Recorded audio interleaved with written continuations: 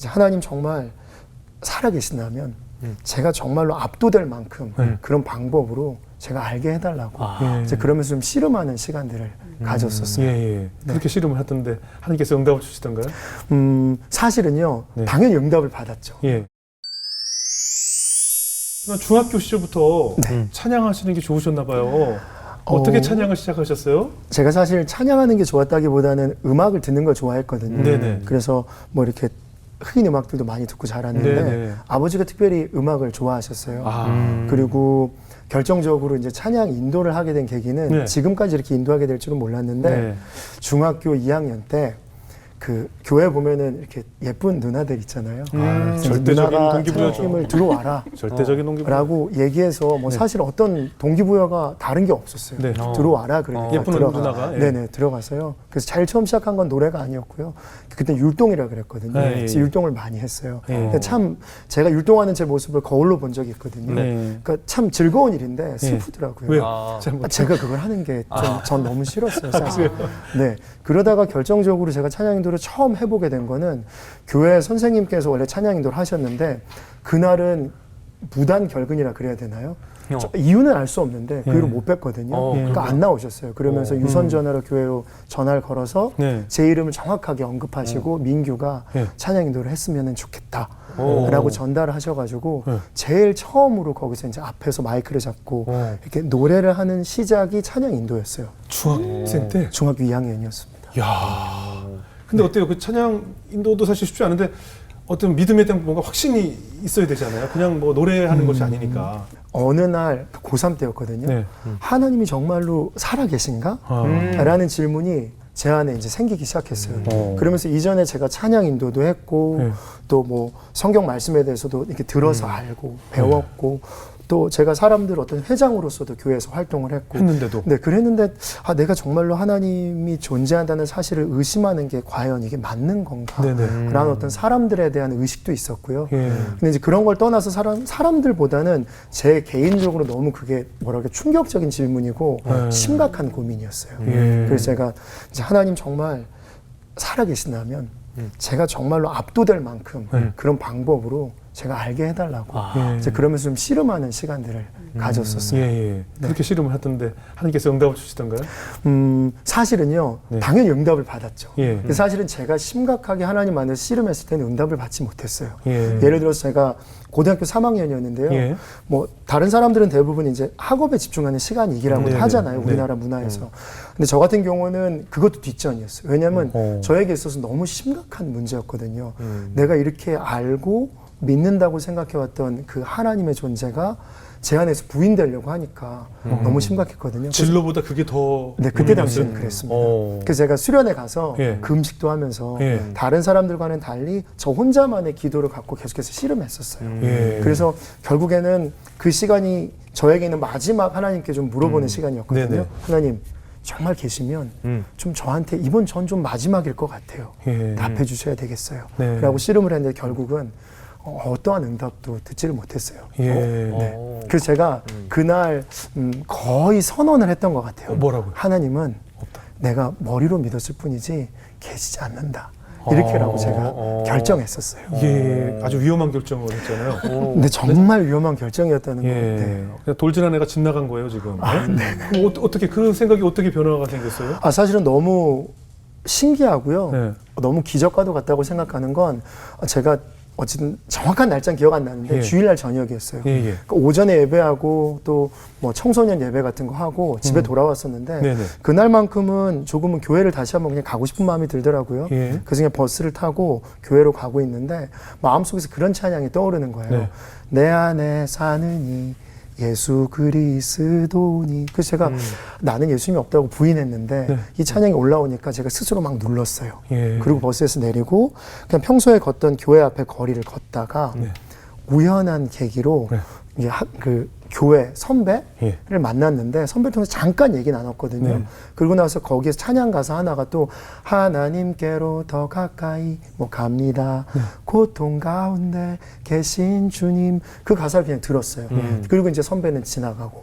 근데 바로 그 순간 고통 가운데 계신 주님이라는 가사가 제 안에 더 깊이 믿어지기 시작하는 거예요. 그러면서 하나님이 제 안에 잔잔한 음성으로, 그렇지만 명확한 음성으로 제가 정말 이건 주님이 하신 게 맞아 라고 인정할 만큼의 그 명확함으로 너가 씨름하는 그 5개월의 그 기간 동안 내가 너랑 함께 있었어. 그리고 그 이전의 모든 시간들을 부인하면 안 돼. 내가 너랑 함께 했거든 이라고 말하는 그 메시지를 제가 거기서 너무 명확하게 알게 됐어요. 그래서 아직도 기억나요. 눈물이 따뜻하구나. 그날 처음 알았어요. 가만히 있어서 눈물이 계속 흐르는데 따뜻한 거예요, 그 눈물이. 네. 그래서 제가 그날 이후로는 하나님의 존재를 의심해 본 적은 한 번도 없고 지금까지 물론 이제 업앤다운은 있죠, 신앙생활이다 보니까.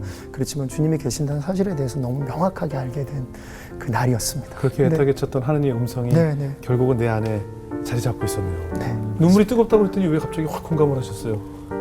하나님이 내가 널 사랑하는데 내가 그 5개월 동안 널 지켜봤다라는 그게 너무 기뻐서. 기뻤어? 네. 하나님 날 그러니까 안 보였잖아요. 그렇죠. 응답도 안 해주셨고. 딱 결론을 냈는데도 하나님 이렇게 다 보고 있었다 얘기하니까 너무 기뻐가지고. 나랑 너무 다르다.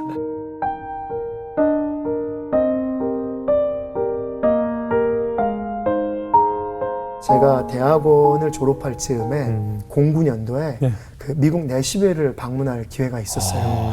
그 미국은 그 크리스찬 그 음악 시장 자체 규모가 크다 보니까 그때가 이제 GMA 위크라 그래서 가스펠 뮤직 어워드, 그러니까 크리스찬 음악들에 대한 한 해 동안의 그 어떤 라디오 차트나 여러 가지 인기도를 통해 가지고 시상을 하는 시상식 주간을 일주일 동안 했거든요. 근데 거기를 여러 군데를 이제 방문하다 보니까 너무너무 하나님을 예배하는 그 문화와 그 모든 사람들이 너무 멋지더라고요. 그러니까 크리스천 음악가로도 멋있지만 신앙을 가지고 복음을 말하는 게 너무 멋있다는 걸 봤어요.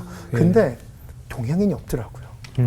네, 물론 이제 서구의 문화이고 서구에서는 어워드다 보니까 특히 내시빌에서 했으면 네네. 그래서 백인들도 많고 그러니까 유색인종도 많이 없었던 것 같아요. 그러다 보니까 그냥 막연하게 내가 다음에 언젠가 여기에 내가 티켓 끊어서 오는 자리 말고 뭐 어떤 모양으로든 초대받아서 한 번 더 가고 싶다라는 그냥 어렴풋한 생각이 있었거든요. 그리고 나서 그 시간을 마치고 한국에 돌아오는 이제 착륙하는 비행기 안에서 그냥 마음이 막 뛰더라고요. 나 이거 한번 도전해볼까? 나 아무것도 없는데 해놓은 것도 없고 해본 것도 없고 내가 가진 은사도 사실 얼마나 있는지도 사실 모르겠고 근데 한번 해볼까?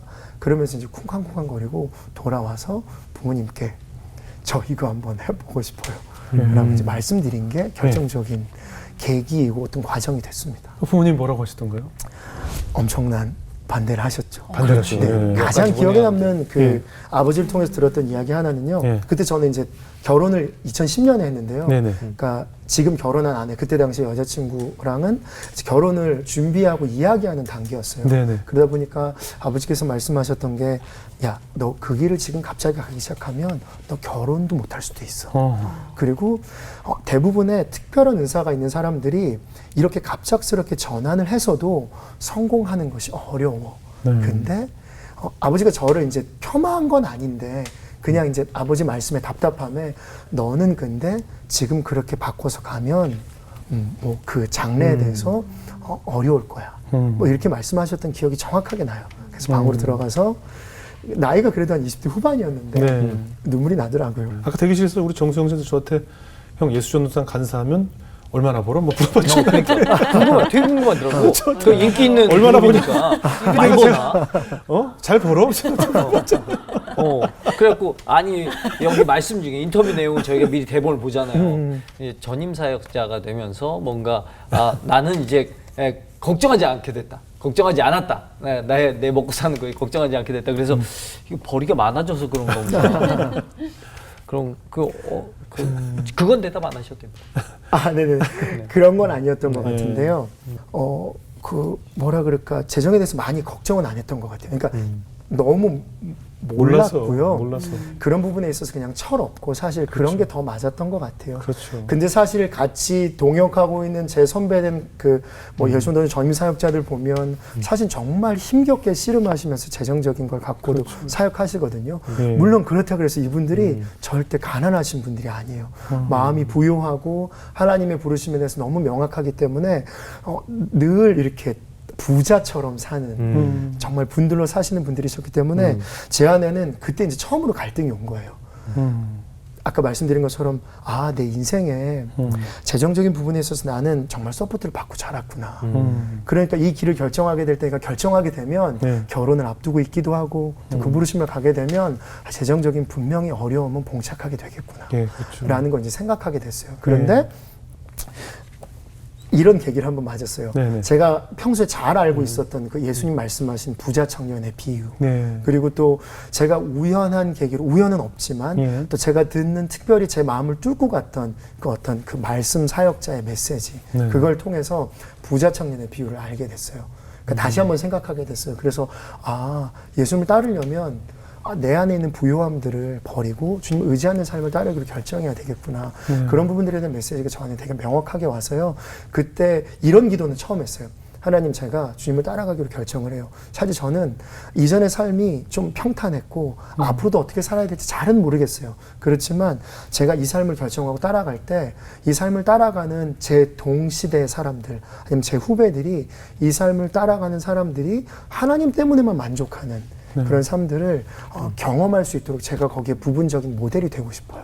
그래서 제가 한번 따라갈 수 있도록 주님 그렇게 해주시면 안 되겠어요. 그러면서 이제 제가 마음으로 결정한 게 처음 이런 사역에 있어서 처음으로 사역하기로 결정한 거고 재정의 어려움에 대해서도 제가 이제 씨름하기로 결정한 거고 벌이가 어느 정도 되냐고 물어보셨잖아요. 얘기 안 하셔도 돼요. 그래요? 근데 그런 생각이 들더라고요. 네. 이제 근데 궁금해요. 제가 벌이라기보다는 네네, 그렇죠. 저 같은 경우는 사역을 하다 사례비 같은 보니까 거. 교회에서 그렇죠. 서포트해주는 사례가 있고 또 말씀드린 월급도 나오나요? 네, 월급처럼 이렇게 월로 이렇게 주시고요. 예. 그러니까 저 같은 경우는 아주 보편적인 건 아닌 것 같아요. 근데 저는 그렇기도 하고 아까 말씀드린 것처럼 가정이 또 저희 예수원의 사역은 대부분 혼자 하는 게 아니고 그렇죠, 팀으로. 가정이 할 수 있도록 가정. 또 콜링을 하거든요. 예. 그러다 보니까 지금은 이제 제 아내, 아이들 포함해 저희 부모님까지도 이 사역에 대해서 서포트를 하고 계시기 때문에 또 그분들을 통해서 저는 재정의 공급을 또 어느 정도 받고 있기도 합니다. 그렇구나. 답이 됐어요? 네네. 근데 제가 보편적인 건 아닌 것 같습니다. 그러면 잠깐만. 그러면은 그 어머니랑 아내분이랑 뭐 이렇게 해서 돈을 어디서 끌어온다는 얘기예요? 그런 건 아니죠. 죄송한데 그러니까 말귀를 좀 조금씩 이제 후원을 하시는 거죠. 네. 그렇고. 왜 해볼 생각 있어요? 네. 아니야, 저는 못합니다. 저 진짜 못합니다. 저는 그럴 수 없습니다. 뭐 항상 저도 이제 그 우리 선교사님이나 교역자들이나 또 목회자들의 본인들의 선택이지만 그를 따르는 가족들은 본인들의 선택이 아니다라고 자주 말하는데 아내분이나 우리 아이들은 어떠신가요? 사실은 말씀드린 것처럼 네. 예수원의 사역은 혼자 하는 사역이 아니고 가정이 함께 그 부르심 안에 있도록 콜링하고 있거든요. 네네. 물론 이제 아이들이 어렸을 때는 네. 사실 어머니 아버지가 외국도 자주 갈 수밖에 없는 게 전체 선교단체다 보니까 그런 것들이 좋고 또 많은 이모 삼촌들이랑 같이 이제 엉켜서 지내는 게 되게 좋으니까 굉장히 그런 부분들을 좋아했었어요. 근데 첫째가 이제는 초등학교 5학년이 됐거든요. 근데 친구가 이런 얘기를 저한테 물어보더라고요. 자녀가 3명? 네네, 아들 3명. 아들 셋이요? 네네. 우와. 천국 갈 거예요. 네, 아시죠? 아들 셋 그냥 키우면 네, 그냥 그런 얘기 천국 가요. 들었습니다. 예. 천국 티켓 너무 힘들었어? 얻었습니다. 아들 셋은 그냥 천국이에요. 제 아내가 더 힘든 것 같아요. 아내분은 이미 천국 예약돼 있어요. 네, 그러시군요. 네. 그래서 아이들도 근데 힘든 게 맞는 것 같아요. 예. 제가 아까 말씀드린 것처럼 다른 그냥 일반적인 공부를 했는데 여기서 사역하다 보니까 또 뒤늦게 그 목회학이라는 과정 안에 제가 진학을 하게 됐어요. 그래서 이제 그 공부도 병행하고 있다 보니까 제가 예배하는 일, 가정 함께 이제 제가 또 부분적으로 케어하는 일, 또 제 사람들 양육하는 일, 공부하는 일 되게 많다 보니까 사실은 이제 아이들에게 제일 시간을 할애하는 게 조금은 이제 페널티가 가는 것 같아요. 아이들한테. 첫째가 저한테 오늘 이런 질문을 하더라고요. 아빠, 하나님 공부하는 거 하나님 시킨 거 맞아? 그래서 제가 왜? 그러니까 하나님이 시켰는데 왜 우리가 힘들까? 이렇게 이제 5학년인데 그런 얘기를 해요? 네네 이렇게 물어보더라고요. 그래서 이제 그런 이제 에피소드도 있고 또 그래서 뭐라고 대답했어요? 미안하다 그랬어요? 아니 그런 것도 있는데 미안하다고 말하면 안 될 것 예, 같아서요. 그러니까 제가 하는 방법은 너무 아빠로서 부적절했는지 모르겠지만 아빠도 그게 궁금해. 공감해주는. 그러면서 그러면 한번 같이 찾아볼까 알아볼까? 뭐 이렇게 그냥. 아니 근데 그 아이가 뭐가 힘들다는 거예요? 그 아빠가 공부하는데 왜 우리가 힘들까에 이전보다 자신과 가질 시간들이 줄어들었다는 거죠. 아빠가 나와 우리와 함께 시간을 못 보내서 네네네. 예. 그리고 저한테 정말 연락을 아직도 자주 하거든요. 예. 남자인데도 예. 이렇게 저를 사랑하는지 아니면은 저에 대한 그러니까 제 표현으로는 애착은 아닌 것 같은데요. 예. 뭐 정말 저를 아끼고 사랑해줘요. 그래서 아들 때문에 하나님 사랑이 예. 어렴풋이 이럴 것이라는 부분들을 예. 많이 경험하기도 해요. 그래서 예. 아이들이 그래도 지지해주고요. 또 아내도 또 많이 지지해주고 있습니다. 물론 되게 힘든 거는 그죠. 맞습니다. 그래도 동성이니까 뭐 쓰는 장난감이든 옷이든 여러 가지 네네네. 다 물려줄 수가 네, 있어서 그런 거 좋잖아요. 있습니다. 네. 저도 이제 딸만 셋이다 보니까 아주 편하거든요. 네네. 예, 계속 첫째가 쓰고 둘째가 있고 뭐 한복 같은 거 하나 있으면 계속 물려서 입으니까 그런 건 편하죠. 너무 편합니다. 예. 그리고 또 공동체로 살지는 않지만 공동체가 있다 보니까 서로 많이 이렇게 또 그래요. 입던 거를 물려주기도 하고 예. 또 다시 물려주기도 하고 이렇게 또 지내고 있습니다. 그래요.